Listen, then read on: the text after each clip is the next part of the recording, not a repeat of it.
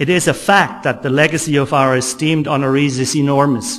Or should we simply toast, or better even, roast our retirees? I know we have enough ammunition to fill an entire weekend or more. Gordon would toss out pearls like education is for people, training is for animals. And then we'd work on an animal project. Rumors that Gordon actually lived in a cube. And people who had seen his house said it had cube-like characteristics. You know, like a lot of us, I was like from a crappy suburban tract house up in Parma, Ohio. I didn't know anyone who didn't live in everyone in my neighborhood had like a snout house with a star on their garage door. No one lived in anything that you could remotely say was a cube or a sphere or any geometric shape. And so the idea that we were being instructed to make cubes by a mysterious man who lived in a cube. And then, of course, Heinz, who would always say, you know, that's nice. Now maybe do another one. Maybe you could do another one. But that sort of like taught me that you not only can you do another one, you always should do another one. I feel like our class got to study with Stradivarius in the form of Heinz Schenker. He was there at the beginning.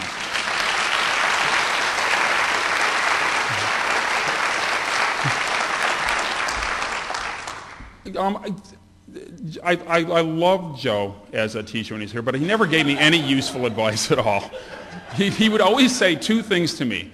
Well, he said the thing about the 100 hours. It was just really just frightening. But then he also would say, well, that's kind of neat.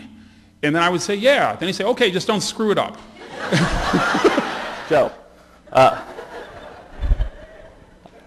I'm sure, you know, as we heard, what would little Joe Bottoni do? What would little Joe Bottoni do? That is like ingrained. That is ingrained in my head. And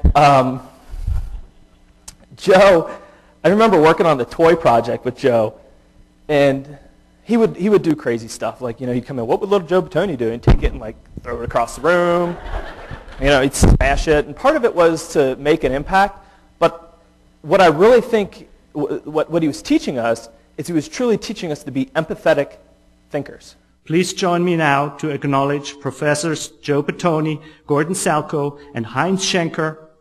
With thunderous applause, the new director of the School of Design, Su-Shin Choi, will present each of them with a small token of thanks. Come on up. I said my type is bigger than Gordon's. Good. You'll hear from me later.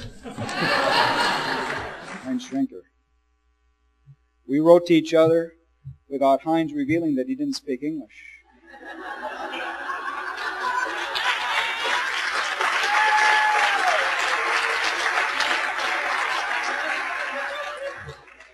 But he could communicate with students and sometimes with the rest of us.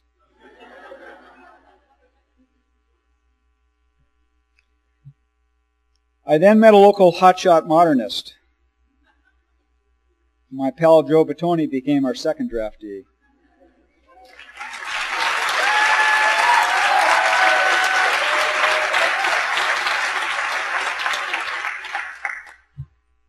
Thank God that both of these eccentrics stuck around and formed the heart of our enterprise. Good job, guys.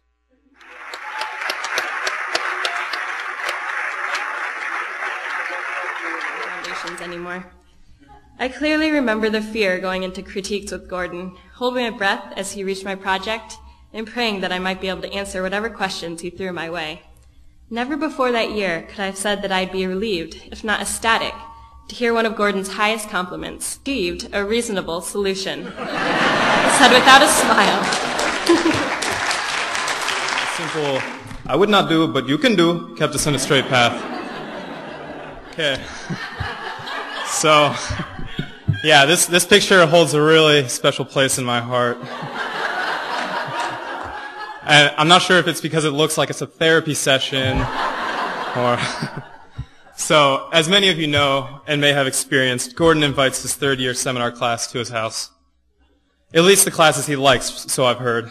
Joe doesn't know this, but he actually had a profound impact on me as a person.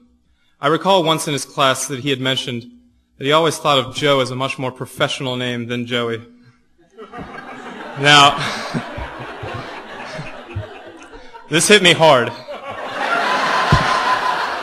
Because I've always gone by Joey, and it hit me hard enough to actually try to rebrand myself when I was on co-op in Philadelphia. So now, because of Joe, an entire city knows me as Joe. I feel lucky to have come to DAAP when I did, a couple years later, and I would have missed out on all that Joe, Heinz, and Gordon have had to offer. Because of Gordon, I can no longer buy furniture from Walmart. And I've even caught myself calling things pedestrian, which before I knew Gordon used to mean a person crossing the street. On the topic of harmony, it seems fitting now to talk about Joe Bottoni. Joe played the perfect yin to Gordon's yang. While Gordon gave us detached criticism and fatherly disapproval, Joe was friendly and approachable. He took great pride, in fact, in being the anti-Gordon and made sure we all knew it. To Gordon Salco for teaching me to never do anything commonplace. To Joe Bottoni for teaching me to fly by the seat of my pants. And to Heinz Schenker for teaching me that life is full of possibilities. Thank you, and may your retirements be decisively harmonious.